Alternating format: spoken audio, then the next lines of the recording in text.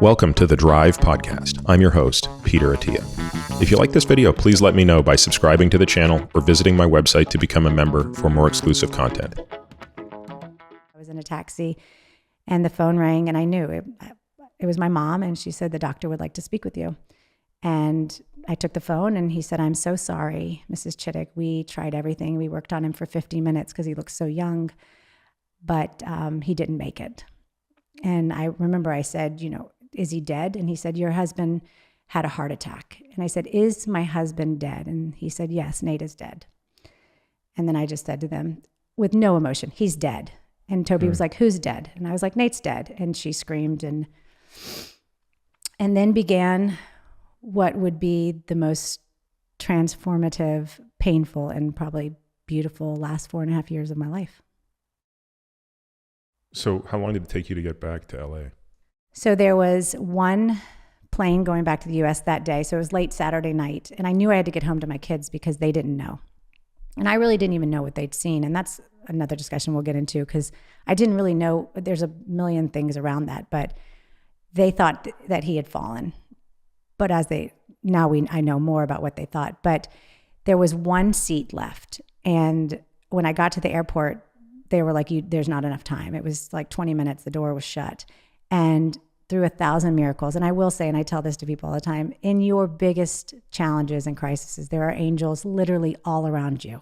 I envision them just, God gives you, or whatever you believe, the people show up for you. And it is miraculous. So this one baggage claim guy was like, just hold on. And somehow he talked to them, and it's in Jamaica too. People are a little more laid back. And they opened the door, which I really didn't think was ever humanly possible. I think it's like the one thing I've never seen happen in life. Right. It's like, they're like, nope. It's an FAA commandment or exactly. something. So I got on the plane and I had the last seat. I was in an aisle and I went into shock. And you know much more about the brain than I do. But I remember thinking, oh shit, this is like what you see on TV when the woman's kid dies and she like just falls apart. And I felt like I was having a break with reality. So I started throwing up in the little white bag and I was hyperventilating. And I couldn't come back to, I couldn't integrate it. I never had an experience where you thought you were going crazy. And so nobody talked to me at all, which I wouldn't have talked to me. Now I always talk to people when I see them like that. But I think they were like enjoying their honeymoon or their girls trip and they're like lunatic, in aisle 7, like get away from her. So I panicked for about 20 minutes and then the seatbelt sign went off and all of a sudden there's this beautiful Jamaican woman in this gorgeous dress and she's standing next to me in the aisle and she puts her hand on my shoulder and she puts a hand on my forehead and she says, baby girl, I don't know what you're going through or what awaits you on the other side of this plane, but I want you to know that there are so many people praying for you and God loves you. And I love you, and you are stronger than you think. And she said, slow your breathing down, baby girl, and decide who you want to be when you land, when this plane lands.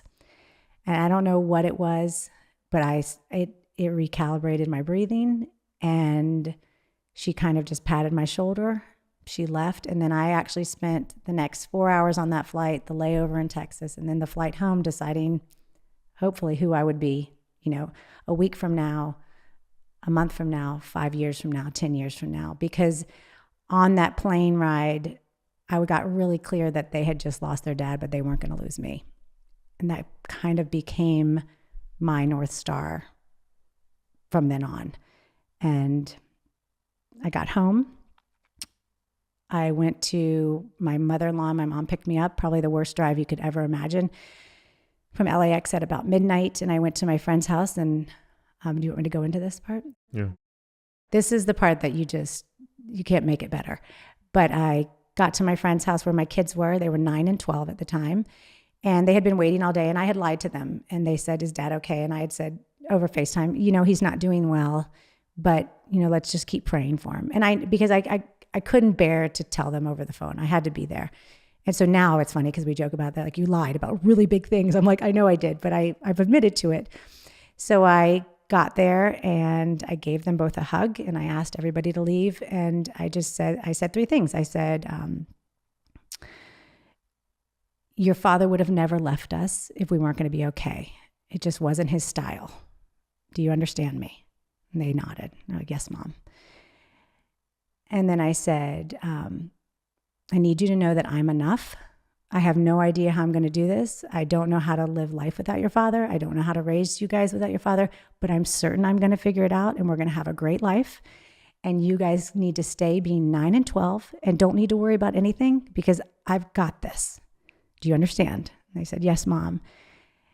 And then I said, the most important thing I need you to know is that you are not victims, that you had the best father for 9 and 12 years and he focused all of his energy on you. He loved you with everything he had, and he was the kindest, most patient, amazing human being I've ever met. And some kids don't get that for a day. So just always remember that you're the lucky ones. Do you understand? And they were like, yes, Mom. And then I asked them both, and they were tiny. And I said, what do you guys need from me? And they said, if you're okay, we're okay. And so, I mean, I tell every mother, like, you would become okay too. And that's what we've done. We kind of, from that point on, fought for joy while acknowledging excruciating pain and doing it at the same time. Now, the days got pretty dark still. Oh, yeah. The first 2 years were just brutal.